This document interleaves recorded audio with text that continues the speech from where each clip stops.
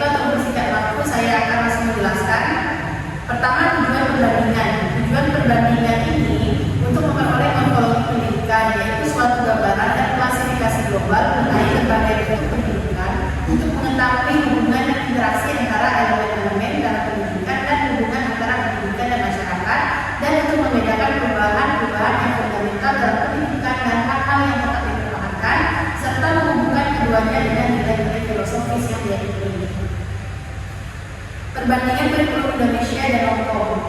Di Indonesia, PAUD atau pendidikan anak usia dini adalah suatu upaya pembinaan yang ditujukan bagi anak sejak lahir sampai dengan usia 6 tahun yang dilakukan melalui pemberian rangsangan pendidikan untuk membantu pertumbuhan dan perkembangan jasmani dan rohani agar anak memiliki kesiapan dalam memasuki pendidikan lebih lanjut. PAUD dengan usia minimal 4 tahun jika umur sudah cukup minimal 7 tahun, untuk SD selama 6 tahun, 3 tahun jenjang SMP, begitu pula untuk jenjang SMA juga 3 tahun kemudian masuk ke perguruan tinggi. Sedangkan di Hong Kong, anak-anak memasuki sekolah dasar pada usia 6 tahun, sebagian besar dari mereka telah bersekolah di 2 atau 3 tahun di taman anak-anak. Tidak ada silabus pengajaran atau panduan kurikulum resmi. Satu-satunya dokumen yang menginformasikan kurikulum di kelas adalah sertifikat Hong Kong, silabus ujian pendidikan yang diterbitkan oleh bagian ujian Departemen Pendidikan, dan hal itu sangat mempengaruhi pengajaran di Hong Kong. Ruang kelas di mana penekanan besar diberikan pada komputasi dan pengenalan masalah khas dalam ujian. Penekanan yang seringkali mengarah pada pembelajaran hafalan dan latihan yang berlebihan. Di Indonesia, pengelolaan pendidikan didasarkan pada kebijakan nasional bidang pendidikan sesuai dengan ketentuan peraturan perundang-undangan. Pengelolaan pendidikan oleh pemerintah melalui menteri yang bertanggung jawab mengelola sistem pendidikan nasional serta merumuskan dan atau menetapkan kebijakan nasional pendidikan. Di Hong Kong, sistem pendidikan Hong Kong dulunya mengikuti sistem di Inggris dan ada juga sistem internasional. Penanggung jawab utama adalah Biro Pendidikan dan tenaga kerja dipimpin oleh sekretaris pendidikan dan tenaga kerja yang bertugas untuk merumuskan dan mengkaji kebijakan pendidikan dan mengawasi pelaksanaan program pendidikan. Komite mata pelajaran bertanggung jawab atas pengembangan kurikulum mata pelajaran dalam bidang matematika. Terdapat 3 panitia mata pelajaran, yaitu tingkat dasar, menengah, dan ke-6. Untuk matematika, kini terdapat panitia mata pelajaran di berbagai tingkatan. Tugas mereka adalah meninjau silabus pemeriksaan, menetapkan peraturan dan arahan untuk ujian, dan melakukan tinjauan post-mortem atau kerangka kerja untuk belajar dari insiden dan mengubah masalah menjadi suatu kemajuan. Keunggulan masing-masing kurikulum antara Indonesia dan Hong Kong. Hong Kong memiliki sistem pendidikan yang lebih maju dibandingkan dengan Indonesia. Proses bagaimana pola rekrutmen guru, kurikulum yang digunakan, fasilitas yang tersedia, dan karakteristik anak WNI yang bersekolah di sana. Untuk pola rekrutmen guru, Hong Kong mengedepankan integritas dan kapasitas guru. Bahkan seorang ahli bidang pun bisa menjadi guru di sana. Hal itu menunjukkan siapapun yang siap menjadi guru memiliki kemampuan portofolio yang baik dan lolos dalam masa penjajakan selama 3 bulan akan diterima sebagai seorang guru. Untuk kurikulum yang digunakan serta metode dan penilaian yang digunakan tidak berbeda dengan kurikulum K13 yang digunakan di Indonesia. Hanya saja perbedaannya adalah semua sekolah mewajibkan bahasa Kanton atau bahasa Cina yang ada di Hong Kong. Tidak ada pelajaran agama di sekolah umum jikapun ada di sekolah Islam, namun hanya sekilas. Pra pembelajaran dilakukan dengan sangat cermat, di mana asesmen kepada anak yang melibatkan orang tua dilakukan terlebih dahulu. Namun beban belajar lebih banyak dan jam belajar juga lebih panjang. Kadang hal ini yang membuat anak-anak WNI yang bersekolah di sana merasa stres. Pendidikan dasar di Hong Kong memiliki 3 mode operasi, yakni di waktu pagi, siang, dan sehari penuh. Untuk penggunaan bahasa dalam kegiatan belajar mengajar, bahasa Cina menjadi bahasa pengantar pendidikan dasar, sedangkan bahasa Inggris menjadi bahasa kedua. Kurikulum pendidikan matematika di Indonesia memiliki beberapa keunggulan, termasuk juga memiliki tantangan dan perbaikan yang perlu terus diperhatikan. Baiklah, selanjutnya akan dijelaskan partner dalam kelompok saya, yaitu Karina. Baik, di sini saya akan melanjutkan presentasinya untuk perjalanan kurikulum matematika di Indonesia dan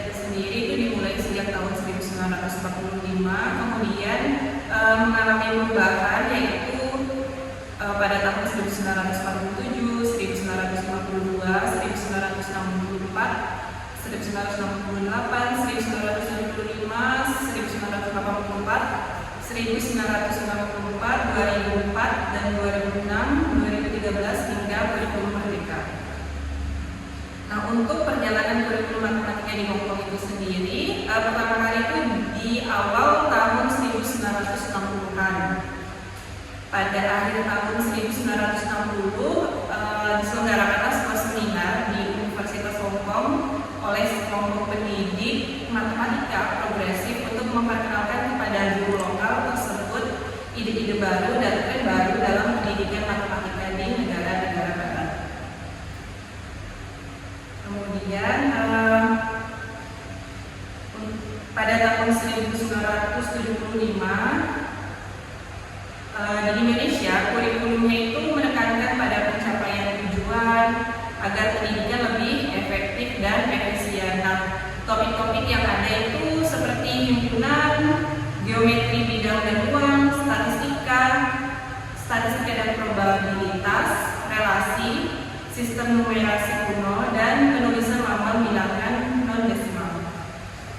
Untuk Hong Kong sendiri pada tahun 1975 yaitu geometri transformasi, dasar topologi dan matrik. Dasar topologi dan matrik telah dihapus dari silabus matematika modern HKCEE pada saat yang sama.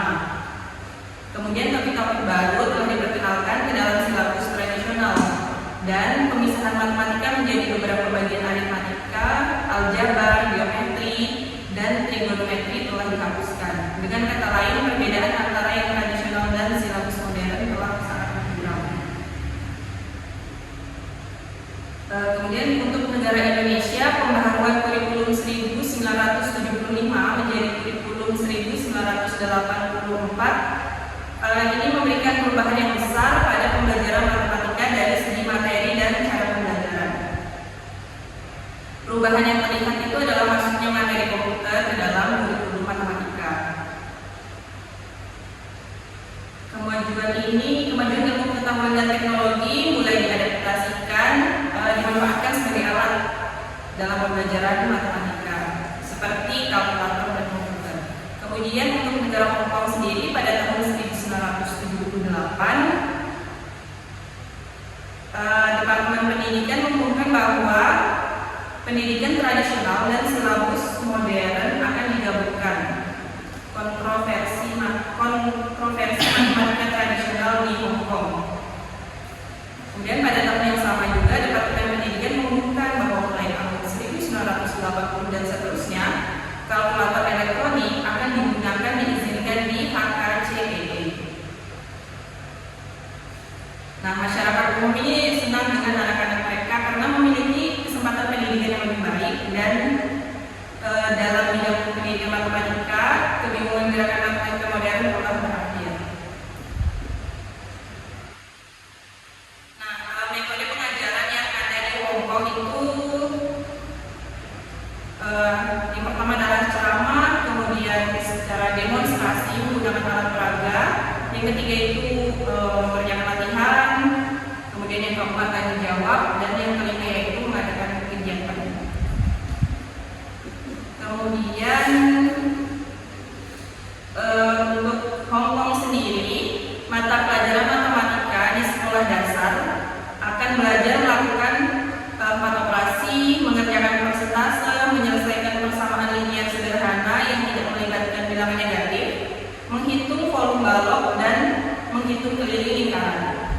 Kemudian di sekolah menengahnya itu mengajarkan fisika, kimia, dan biologi dari sains terpadu. Kemudian juga ada ilmu ekonomi, di mana mempelajari konsep dasar seperti biaya peluang dan perbedaan antara kepemilikan perseorangan dan persewaan terbatas. Nah, terdapat 4 mata pelajaran inti yaitu yang bersifat wajib, yaitu bahasa Mandarin, bahasa Inggris, matematika, dan ilmu liberal. Kemudian siswa dapat memilih 3 mata pelajaran sebagai mata pelajaran pilihan.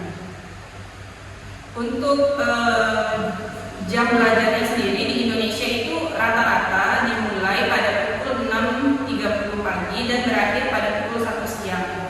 Ini belum termasuk untuk kegiatan ekstrakurikuler atau pelajaran tambahan. Kemudian di Hong Kong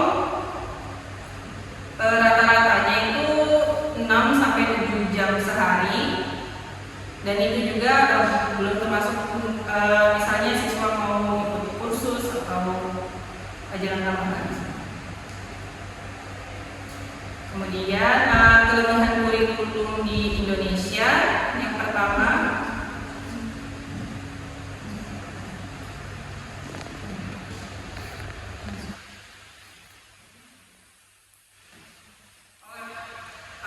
untuk pembelajaran kurikulum di Indonesia versus Hong Kong. Nah, untuk Hong Kong, sekolah pemerintah dan sekolah swasta yaitu kurikulum SD terdiri dari bahasa Cina, bahasa Inggris, matematika, pelajaran umum atau pelajaran yang terintegrasi ilmu sosial dan ilmu sains, seni rupa, musik, pendidikan jasmani, dan Information Communication Technology atau ICT. Nah, untuk tingkat menengah pertama, kurikulumnya itu terdiri dari bahasa Cina, bahasa Inggris, matematika, ilmu pengetahuan terpadu, kemanusiaan yang terpadu, atau studi mata pelajaran sosial individu seperti geografi, sejarah dan sejarah Cina, ICT, pendidikan jasmani, seni rupa, dan musik. Kemudian untuk tingkat menengah atasnya, hampir semua siswa itu mempelajari kurikulum inti, yaitu bahasa Cina, bahasa Inggris, dan matematika. Nah, untuk di Indonesia sendiri menganut sistem pendidikan terbuka, yaitu di mana sistem pendidikan ini peserta didik dituntut untuk dapat bersaing antar sesama siswanya, kemudian berpikir kreatif dan inovatif. Untuk tingkat sekolah dasar, pelajaran umumnya yaitu bahasa Indonesia, pendidikan agama, PPKN, matematika, seni budaya, Injaskes.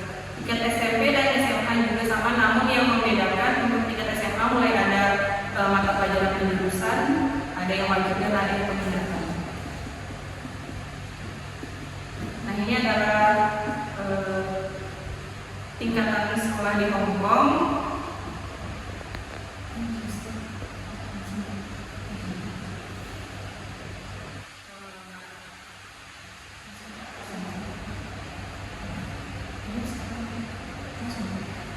Untuk akhir dari presentasi ini yaitu untuk mendapatkan pemahaman bagaimana kemajuan pendidikan di negara lain yang mempunyai kredibilitas baik dan bagaimana cara untuk memperoleh kemajuan tersebut yang pada akhirnya dapat kita adopsi untuk diterapkan di negara Indonesia demi kemajuan pendidikan di Indonesia.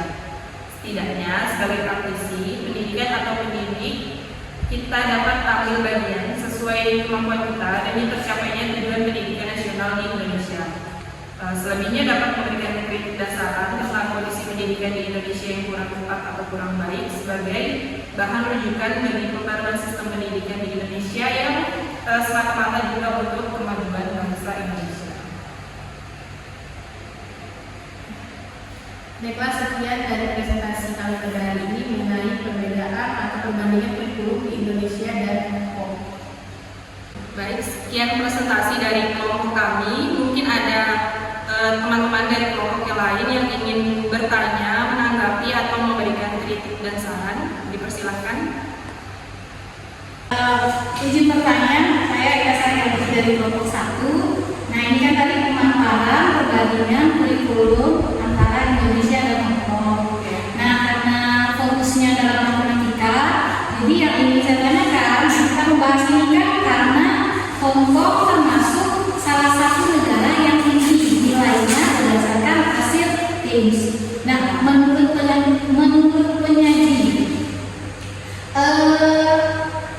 proses pembelajaran apa yang dilakukan oleh negara Hong Kong, khususnya dalam pembelajaran matematika, yang bisa menyebabkan nilai mereka lebih tinggi? Soalnya tadi dalam penjelasan kan banyak umumnya spesifik ke matematikanya gitu kan.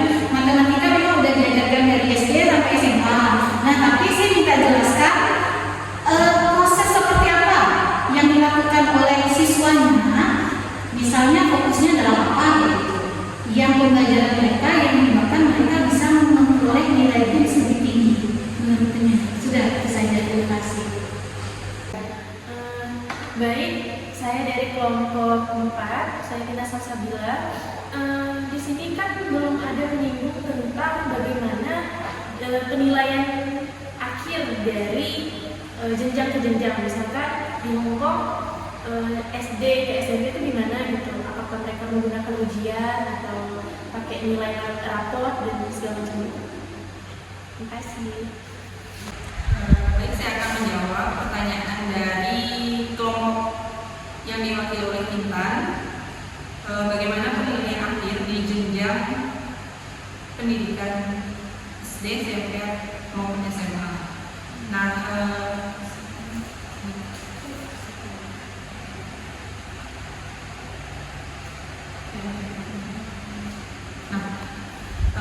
ini dari sumber peer.id. Jadi kalau untuk yang di Hong Kong ini pada tahun 2012 Hong Kong Diploma of Secondary Education atau HKDSE dirancang untuk diambil setelah 6 tahun sekolah menengah. Nah, ada 4 pelajaran inti, yaitu bahasa Cina, bahasa Inggris, matematika, dan 2-3 mata pelajaran pilihan. Kemudian juga ada penilaian yang terdiri dari angka 1-5 dengan pencapaian tertingginya itu 5. Nah, Hong Kong juga menetapkan penilaian kompetensi dasar atau PCA yang terdiri dari bahasa Cina, bahasa Inggris, dan matematika. Kemudian penilaian ini memiliki 2 komponen, yaitu penilaian siswa dengan sistem online dan penilaian sistem wilayah dengan cara tes tertulis.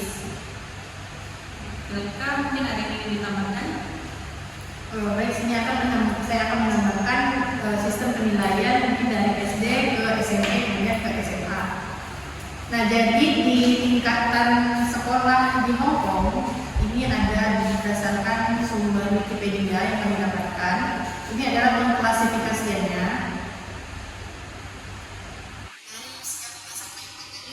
lebih dari 18 tahun. Kalau dia 3-6 tahun itu dirumuskan untuk pendidikan prasekolah atau misalnya TK. Kemudian dari 6 tahun sampai 12 tahun sama seperti di Indonesia, jadi kisaran umur anak segitu ya, dari 6 sampai 12 tahun itu masuk di sekolah dasar atau SD. Kemudian 12 sampai 15 tahun atau 16 tahun itu SMP, dan 14 sampai 18 tahun itu ke SMA. Nah, bagaimana ke sistem penilaian per sekolahnya? Nah, dari sini jenjang pendidikan Hong Kong mengikuti jenjang pendidikan dasar dari kelas 1 sampai kelas 6, usianya itu dari 6 sampai 11 atau 12 tahun tadi, 3 tahun sekolah menengah di SMP, 2 tahun menengah di SMA. Kalau di kita kan di SMA kan 3 tahun. Nah, kalau di sini tuh 2 tahun dulu, artinya habis dia kelas 11 nanti langsung ujian dulu, baru dia ke kelas 3. Jadi ada tingkatan-tingkatan, memang agak berbeda sih dengan di Indonesia. Nah, kemudian di sini setelah kelas menengah 5, itu artinya kelas 2 SMA maupun kelas 3 itu siswa mengikuti ujian negara dan mendapatkan ijazah ujian di Hong Kong. Jadi kalau sekarang itu misalnya kelas 11 itu atau kelas 8 ada asesmen. Nah, kalau kita tuh asesmen, jadi mereka itu sudah menerapkan lebih dahulu hal seperti ini. Kemudian mereka sudah langsung mendapatkan ijazah ujian di Hong Kong. Nah, kemudian mereka bisa juga mengikuti kursus, kemudian berlanjut ke ujian tingkat lanjutan Hong Kong untuk masuk ke lembaga pendidikan yang lebih tinggi. Nah, itu nanti ada ujian lagi di kelas 3. Jadi kelas 11 yang mereka ada asesmen, kemudian kelas 12 itu mereka mengikuti ujian lagi. Nah, ujian yang habis dari kelas 12 ini untuk masuk ke perguruan tinggi. Kemudian di sini ada yang untuk S1, S2 juga mengikuti ujian. Kemudian para siswa dapat melanjutkan ke beberapa pasca sekolah menengah, kejuruan dan kursus tambahan yang ditawarkan oleh berbagai institusi berdasarkan hasil nilai ujian Hong Kong Certificate of Education Examination atau HKCEE pada kelas 5 S5 atau Hong Kong Advanced Level Examination HKLE pada akhir kelas 7 S7. Di sistem ini akan menuju kurikulum baru. Kemudian di bawah ini ada juga menjelaskan sistem penilaiannya sama dengan di Indonesia.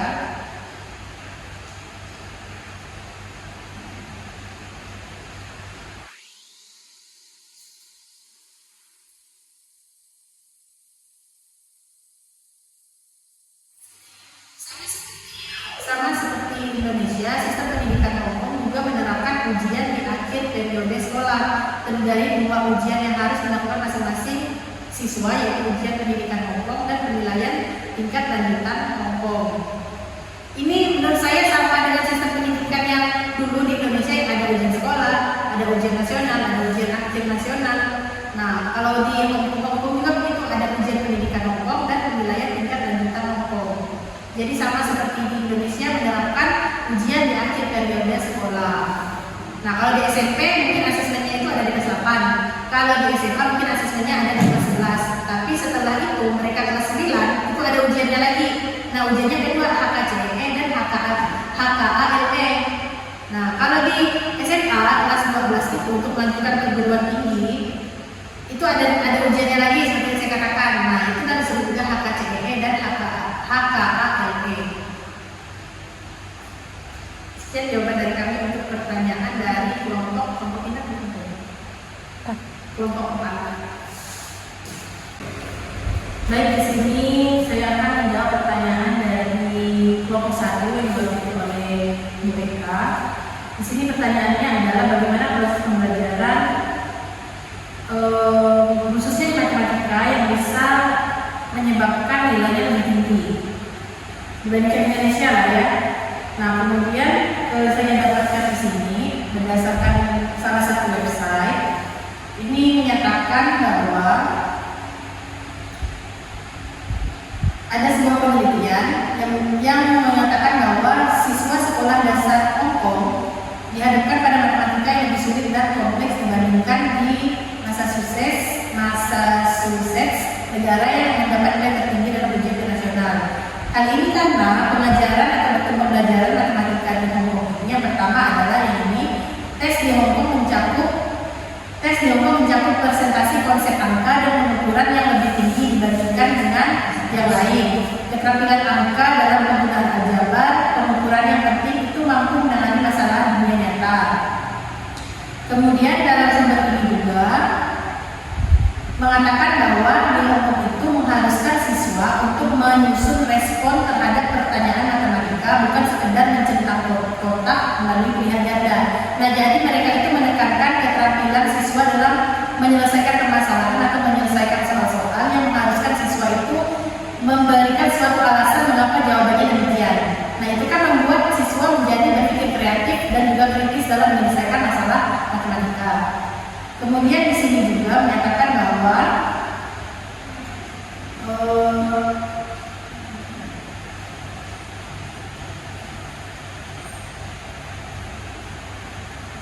dan juga di Hongkong itu menerapkan sistem atau menekankan pada pembelajaran berbasis STEM. Oleh karena itu, kenapa di Hongkong itu nilainya itu lebih tinggi daripada nilai lain, karena pengharusan dan juga kurikulum yang tentunya kurikulum kita di Indonesia kan masih bersifat internasional, masih bersifat nasional, masih maksudnya dari Kementerian Pendidikan dan penerapannya pun masih belum efektif lah. Tapi kita menerapkan kurikulum di Indonesia. Nah, tapi jika dibandingkan dengan kurikulum dari negara-negara yang sudah memang peringkatnya teratas, seperti sudah termasuk dalam data dari PIMS, itu perbedaannya itu sangat jauh karena mereka sudah mengadopsi dari kurikulum internasional. Contohnya di Hongkong ini sudah menerapkan kurikulum Inggris, yang menerapkan dari Inggris. Kemudian dari buku ini juga, nah di sini menyebutkan bahwa for mathematics there are no subject limit at various level. Nah di sini kalau ditranslatekan di sini itu komite pelajaran untuk matematika. Sekarang ada komite pelajarannya. Jadi di matematika itu ada khusus komitenya lagi. Ada komite untuk pelajaran matematika. Nah di sini itu bertugas untuk meninjau silabus ujian, menetapkan peraturan dan arahan untuk proses ujian, melaksanakan ujian post-mortem. Itu berganti nama, menjadi ujian dan penilaian pokok. Jadi intinya di sini menurut saya kenapa lebih unggul? Pertama, karena mereka itu mengharuskan siswa menyusun respon terhadap pertanyaan matematika. Jadi mereka itu menerapkan kepada siswa untuk berpikir lebih kritis dan kreatif dalam menyelesaikan matematika. Jadi tidak hanya sekedar memilih soal seperti pilihan ganda atau uraian pelajaran singkat, tapi mereka dituntut untuk memberikan